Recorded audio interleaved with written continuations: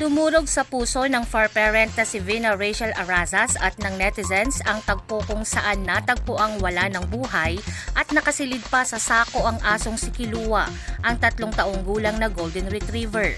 Bumuhos din sa social media ang pakikiramay ng mga netizens at panawagan na mabigyan ng hustisya ang sinapit ng aso. Makikita sa CCTV footage ng Barangay Tres Reyes sa Bato, Camarines Sur ang pagtalon ni Kilua mula sa rooftop ng bahay ni Vina at may dinambahang babae na humingi naman ng saklolo. Ilang sandali pa ay nakita sa CCTV footage sa gate ni Vina na hinahabol na ito ng isang lalaki at hinampas ng kahoy. Nang magising daw ng alas 6 ng umaga si Vina, ay hinanap nito ang kanyang aso na wala sa kanyang tabi at nang matagpuan nito ay nakasako na at wala ng buhay. Ayon sa kapitbahay na suspect, kinagat siya ng aso at isa pang residente kaya niya ito pinatay at wala daw intensyong katayin ito. Ngunit giit ng fur parent na si Vina, hindi ito sapat na dahilan para patayin ang kanyang alaga.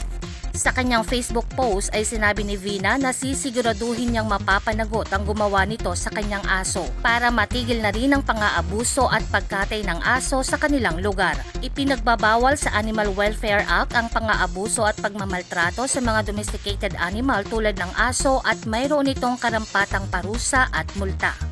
Jovelyn Astrero para sa Balitang Unang Sigaw.